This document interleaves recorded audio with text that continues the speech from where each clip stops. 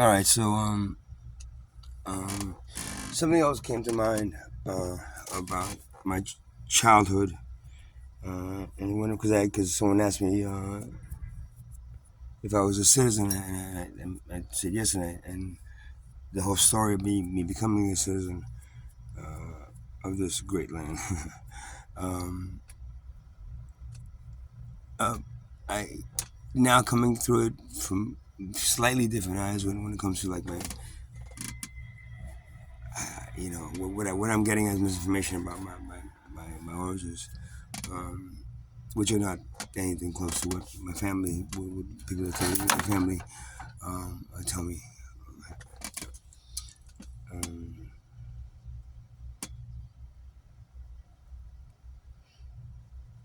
just before I start that, I just want to say something else. Did I want to say something else? I don't know. As I said, this is a very weird time period for my life right now. So, um, a lot of things are happening. A lot of things are shifting. Um, 2.5 years ago, when I started getting all this information, my ex-girlfriend threw me out of the house, threw me out and broke up with me because of it.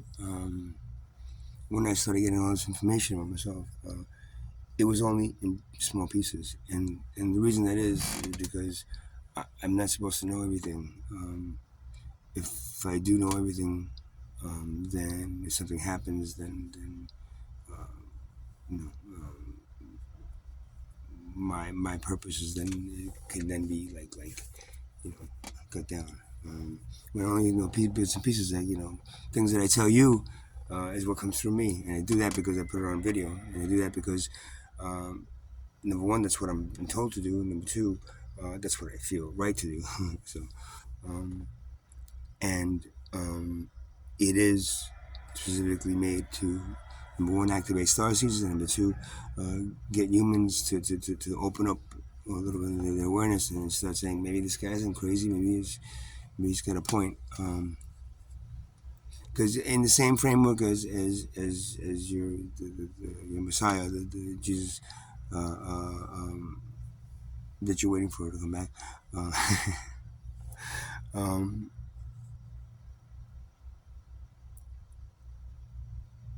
I'm sure he as a person wanted nothing to do with the religion that was created based on the books that were written about him. What he wanted you to do was listen to him at that point. So then, same thing, starseeds could be activated, and then at that point, another, each. If you look at history, your history, there's been many different civilization histories, but just specifically your civilization's history, you'll find the same thing that runs across all the other ones, right? Um, there's a leap that happens, a leap forward that happens in civilizations, like where all of a sudden it's like, you go, you're evolving a little bit, and all of a sudden you're whack, you get pushed into and that's because you're ready for it because subconsciously and through the help of starseeds and another other beings that want to see and you created one wants to see you like evolve into what you're supposed to be. um, that evolution um, is kickstarted, not kickstarted, catapulted to another level. Um, and that's only if the human consciousness and the human beings are ready for it. That that that those leaps that have happened to your civilization in the past have been, in one sense, monumental, but in another sense, not as not as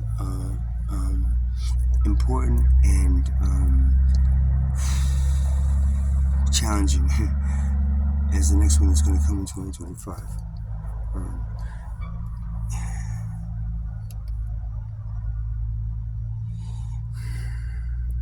Every other one before this civilization has allowed you, even if you're not fully prepared, to integrate at a slower pace.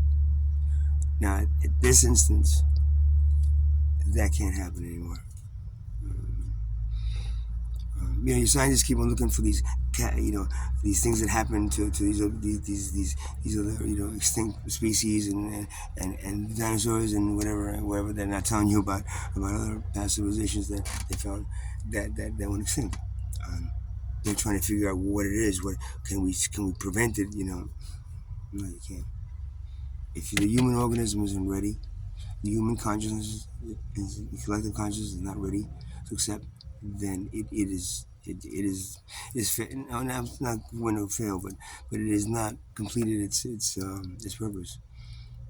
And in that case, gets you know back down to the bench, and then bring it out again when it's right. You know. Um, Not sure how else I can say it other than that.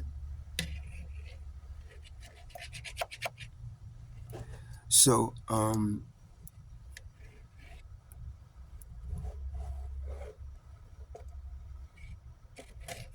these catalysts, these times where it and no wonder you're at the top heavy at this point. 8 billion is a lot. Number two, um, you don't have a leadership that wants you to be um, more intelligent and more evolved. Number three, um, most of you are too busy trying to earn a living and trying to make money to survive. We got you there, right? Number four, you have lost the ability. Most of you lost the ability to accept the mysteries of this existence. You're now stuck on this science thing, where if science can't prove it, most likely it's not true. Watched a very interesting. I think it was a deep. It might have been Deepak Chopra. Something or other, that he was interviewing. Oh no, actually it was again. The Stanislav Grof book. Very interesting. I think it was. I'm pretty sure it was that he knew this Indian sage that was able to take knives and stick it through his body and prevent it from bleeding. Right, so boom, boom. Wow, it's amazing. So this group of scientists asked him to come down to their auditorium, wherever it is, and they were going to witness him doing that, and they were going to ask him questions about it. And, would you mind doing that? And, all right, it's fine. We'll even pay you a little bit. Oh, thank you. Okay, that sounds good. So he goes, and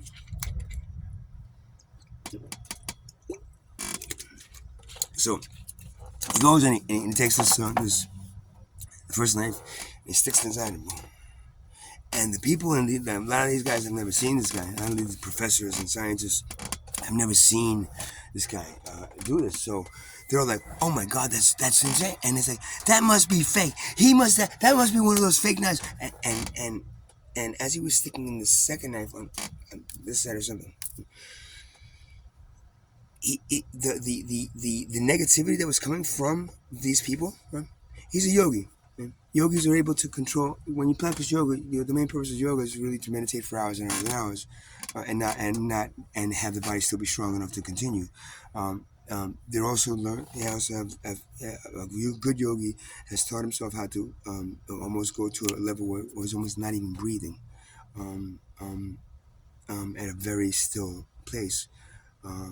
There's also a health benefit that I don't remember what that is, um, and also the fact that this yogi was able to control this blood flow. As the knife went in, he was able to stop the blood from flowing. And sure you could, and then take the knife out, and then still stop the blood from flowing, and then continue. Um, Now, confronted with science that wants to prove or disprove, and then all of a sudden these people not even giving him freaking how you call it street performers, dime, dollar, here you go, now get out of here, because that's pseudoscience. That's not really happening. You have fake knives. There's something about you that allows you have the right hold there. You put it through, bum bum bum. All this became, and all of a sudden he started bleeding like crazy. And then everybody, of course, in the audience was like, "Holy shit, he wasn't faking it." Oh my! And then this whole thing wrapped up. He took the knife off, wrapped it up, and got the fuck out of there, and ran for the hills. Because you see, science, when they try to disprove what you are and what you know you are, they will take everything in their power to make you feel. Let's see. What's the word I'm looking for? Let's see. Doubtful of your own accomplishments and your own beliefs and your own beliefs. Look, again, I repeat, shaman did not have laboratories and test animals for where they were able to come take out a plant medicine and give it to the tribe to heal. Right? They had the spirit world and telling them out of these 5,000 plants, you can take these 3 plants, put them together, boil them, and that'll clear your tribe. That's it. That knowledge came to him because of his understanding of the symbiotic relationship with plants that the human beings have, number one, and number two, his ability to look at what he's doing as a means to help and continue that caring. One of the 2 commandments that he heard, they hear, take care of each other and take care of Mother Earth. That's it. Everything else falls under like, what, he's stupid? You think beating this person up and throwing them in is taking care of them? Yeah. So on and so forth.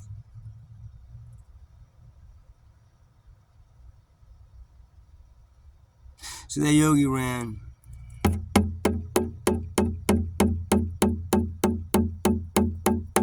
Never looked back. And hopefully he never entered one of those places where. And I work with science. I was a programmer for years. I know exactly what he means. Exactly. I used to tell people Mercury's in retrograde, man. I don't want to release anything in the next couple weeks. What? Were you crazy? This is what. And I got that at first, right? And like, okay, listen. This I told you. This one wrong. I told you, man. Look it up. Just Google it. Did you do something? Why would I jeopardize my job by jeopardizing an application that I built?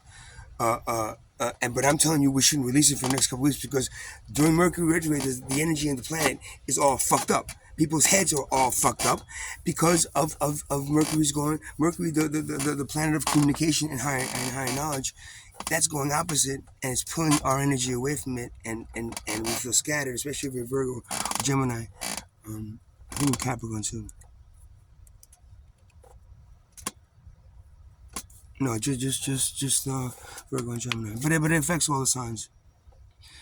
And it wasn't for the second, maybe third time it happened, and I warned them. Yeah, all right, and then I saw the miraculous happen. I saw these business people come to me. Hey man, is Mercury in retrograde? I'm like, it's in a shadow period, man. You're just about like, you got until like Tuesday. Try to do as much as you can before Tuesday, and after that, just chill out. Don't sign no contracts, dude. Don't sign no contracts. And I saw these people after a while, and I don't mean the programmers. Most all programmers, no astrology. It's like, hey, dude, that's right. But when it comes to like management, and even if they were programmers and managements, they're so stuck on the business side that they've let all that that sense of mystery and it's magic and everything about what human beings are that you fucking ignore, that you fucking allow a doctor to tell you, oh my God, he gives you a list of all the stuff, these tests that they made, and they're doing this and this and this and this. Okay, you want to take a, you know what? Throw in the garbage. Yeah, I've gotten 3 so far. Every time I go to the Jersey Shore Hospital, they give me, and I can go online and check it too, and they give me a whole thing about things like, oh boy, well, I failed that test. Oh boy, okay, well, should I be worried about that, doc? Well, you might want to start doing this and go to a specialist. This. I'll give you a referral to a specialist.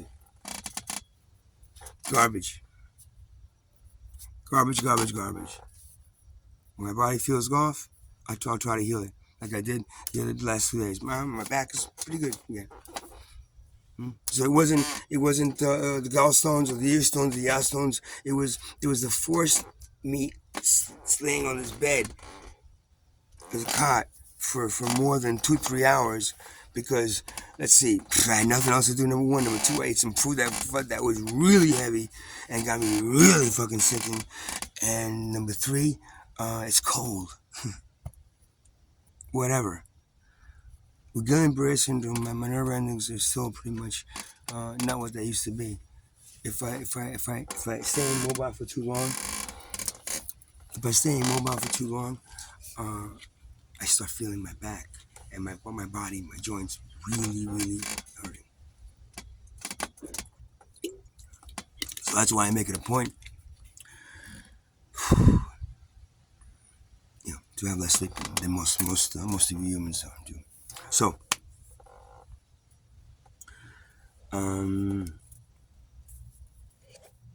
yeah,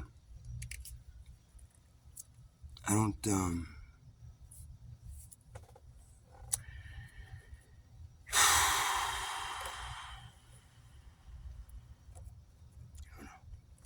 Whatever. All right, so that's I'll make this part one. I'll do part two, which is gonna be part two is gonna be my why and actually everyone in my supposed family all became American citizens when I turned 18 years old. Um, and this story, it's well, I'll be right back. You know what? I'll just pause it. Okay, I'm back. I might as well just stick with this. Um, so, so I became an American citizen because when I was 18 years old, either 18 or 18 years old, I just turned, no, it was, okay, my birthday was in September, so I was in Italy for July and August. So I was like 3 months away from my 18th birthday. So I was 17, I believe. I'm pretty sure that was the case. So I go to Italy. Now, my passport is expired, and my family's all rushing, and I had an Italian passport. Right, and they gotta get renewed, and it has to. They go, you know what? Don't worry about it. It's gonna take too long to get it renewed here. Especially because it's an Italian passport, you have to go to the Italian consulate and the Italian consulate to rush it in New York. Uh, they said, let's just we can leave the country with an expired passport and go into Italy, but we just can't get back into America. So we can go there, and then you just get your passport renewed in Italy. Yeah. Okay, I don't know, whatever. I'm American, man. I go to Italy. I mean, the thing is that I visit my cousins like every other year, from the age of like 11 to the age of like 17. I think that might have been the last time I went to leave for like until my supposed father passed away. Years later. So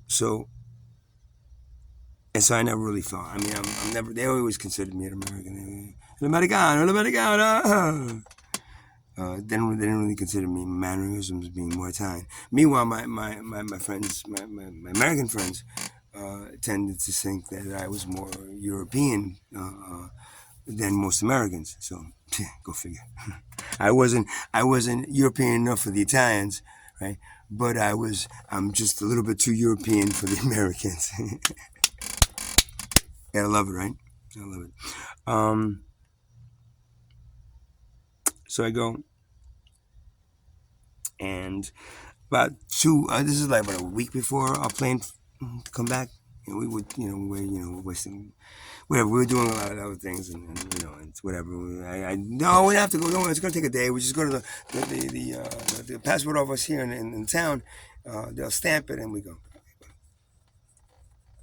So then we're about. This is about a week before we have a plane trip back to New York. We go, and lo and behold, the guy goes, "Oh, I can't do this." He goes, "Well, you Giovanni?" I said, "Yeah." You have a draft notice. I said, "What? A draft notice?" Now, a draft notice. Yeah. You have to go talk to the military base over here. Everybody at the age of 18 has to basically you have drafts, so you have to basically serve in the military for a year and a half. What? Yeah, but I don't live here. It's like, it's all right. I mean, but I have. They don't know that, I guess because of them, we're new the passport here now in America. So you just they won't let me do it unless you go there. Yeah. Ev- Throughout after this whole thing happened to me, up until like right now that I'm thinking about this, I always thought that was okay. Well, fucking, they make a mistake or whatever. Now, of course, I realize, right, what would it could have been.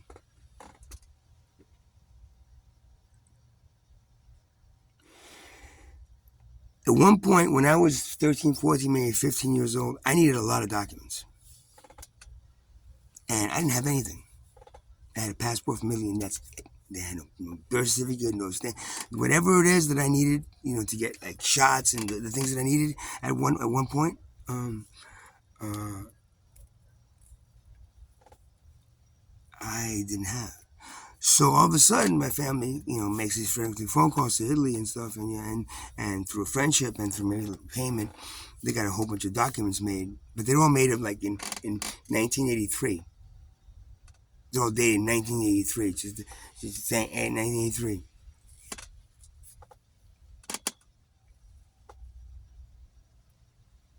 Yeah, that must have been a lot of forged documents if that was, you know, what it was. Not sure why.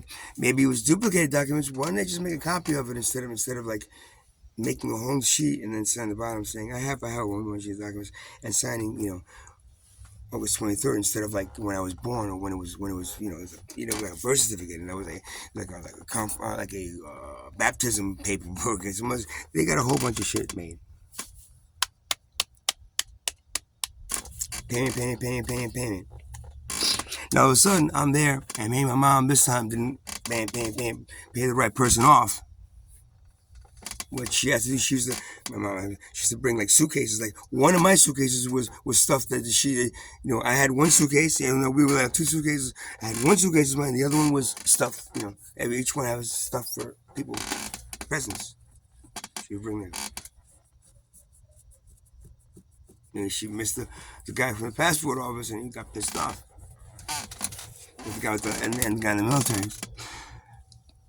Because then all of a sudden I have to go now. It's getting tick.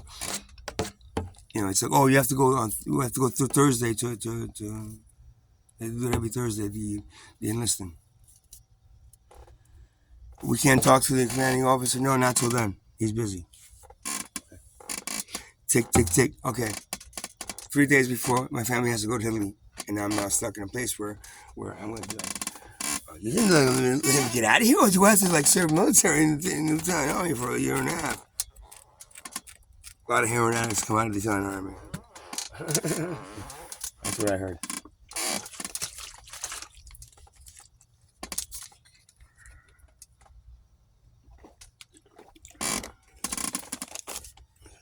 This one's better. Oh, somebody asked me about cranberry juice. No, I just really like, not because of UTI, I just really like cranberry juice. It's very refreshing to me.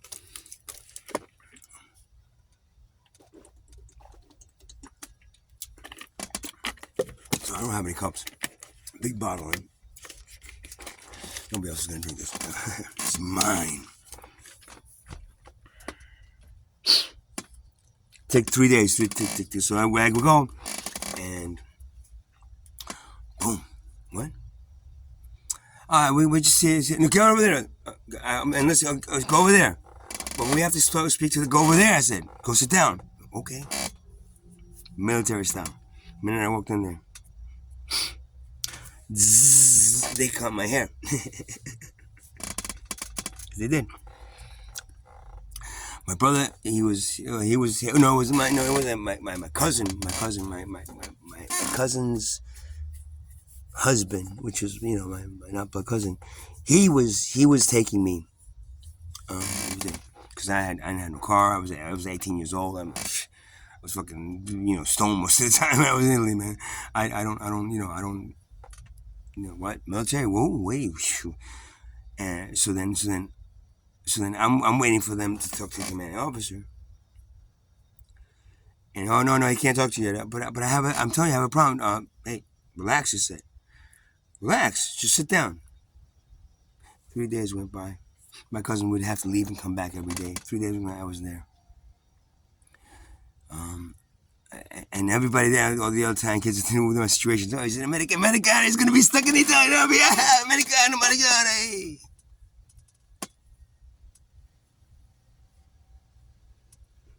Now, at this point, my family, they all leave. So I'm stuck there by myself. They leave me. I have a ticket. They changed the flight, so I had to fly back myself. I'm pretty sure. I'm pretty sure that was happening. Because everybody had to go back to work. Including me, but yeah.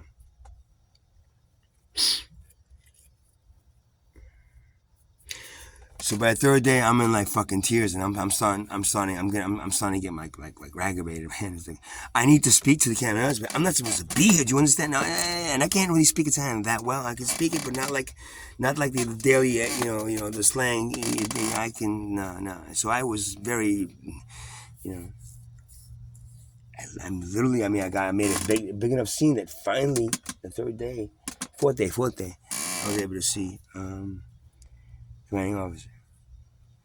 He was, what the hell's your problem? He's like, I just want to make sure I'm not an Italian. I have a passport, but I've been living in New York since the age of 5.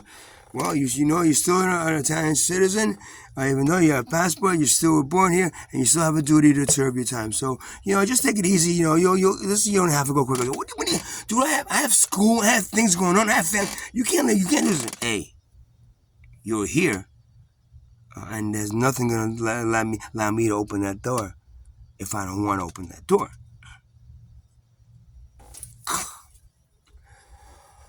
Sir, look, and now I start fucking like bawling, crying, man. So look, you have to understand. This is my family all went to Italy. I have no. They told me not to renew the passport in New York because I couldn't renew. I come here and renew the passport, and now you got me in a fucking in a year and a half. A prison term here, I mean, I don't know what to say. Look, you have to let me go. If you need me to, I'll come back. I promise. He goes, all right. This is the deal. We'll let you go, okay? But when you need to go to New York, take care of all your things, get all your stuff together, right? Okay?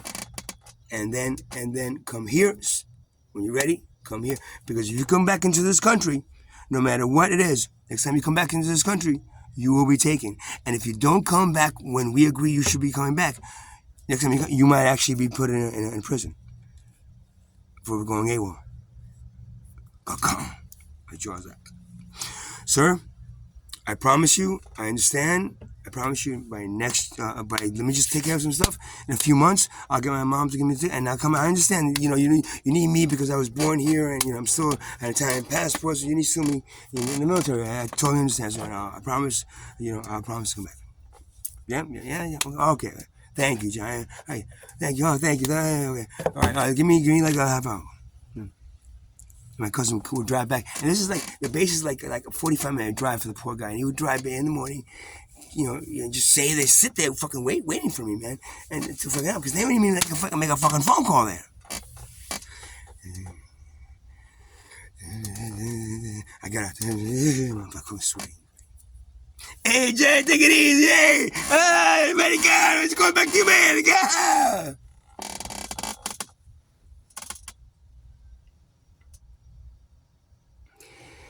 Well, once I got back here, Of course, whenever I own the phone, everybody looked at me going, "Oh my god." Yeah, okay, so now I would be a time bomb. I would be a time bomb because now now because it happened to me once, now I have that red flag. Even after I don't have to renew my passport. Next time I go to Italy, I gotta serve a year and a half of military duty for this fucking country that I don't even live in. I I supposedly I lived in there till the age of 5, but I'm not even sure if that happened.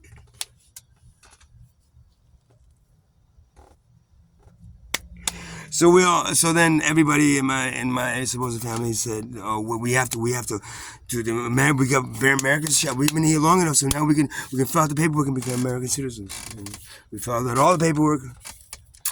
My brother, I'm a big brother. Yeah, he has the dual citizenship. He has the dual passport. To American and Italian. I don't know why he kept the other one. I don't give a shit. I got the American passport. And that was my fuck you to that to that sergeant commanding officer, where the fucker he was, that basically was gonna hold me there for a year and a half because I hadn't renewed a passport and I didn't get it renewed in a country that I didn't really have to leaving, but coming back I needed it. So I lived here for fucking, let's see, I was 18 years old, age of 5, 13 years. 13 fucking years I'm living in this country, going to school here. I have friends here, and now he's gonna, because I was there to the age of 5 supposedly, and now he's gonna, again, doing that is it. But now seeing the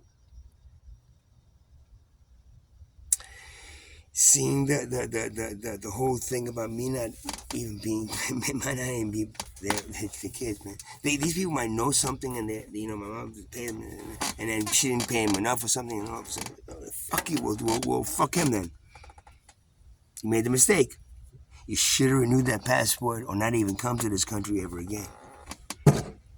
Which I almost never did again. But after that, we became American citizens, and now I am an American citizen. Dun, dun, dun, dun, dun, dun, dun, dun, that doesn't mean shit, really. Citizenship of any place on this planet. It's like you tick. Imagine if ticks started fucking naming themselves. Oh, I'm a citizen of the the hind leg, the right hind leg. I'm a citizen of the left hind leg. Right? She's a living organism, guys. Stop trying to. And if that guy comes back, please don't watch my videos anymore, man. Please. Trying to convince me that she's not. Science has proven that it's this and this and this. I don't give a flying fuck what science has proven, man. She's a living organism because I talk to her every day. You don't? Oh, yeah, I'm sure you just have that on your mind. Yeah, okay, if you say so. Go away, please. I'll tell you, she doesn't like you at all. That's what she just told me. She wouldn't even talk to you if she could. If you'd listen. All right, so, yeah, so and that's my story, but that's also a strange story again, and it's strange. All goes on to the whole fact that all this paperwork had to be. Maybe that passport was something up with that. I don't even know, man. I don't even know what it is. I don't even have it anymore because when they stole my shit, in my car, in my bag, I had that passport. Now it's gone.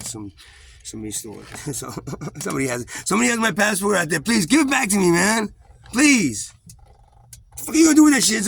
It's a passport from Italy from 19 fucking shitty 9. E4 or something. E3. Stamped. Whatever. Yeah, that's it for today, I guess. Yeah, have a splendiculous night and day. Bye.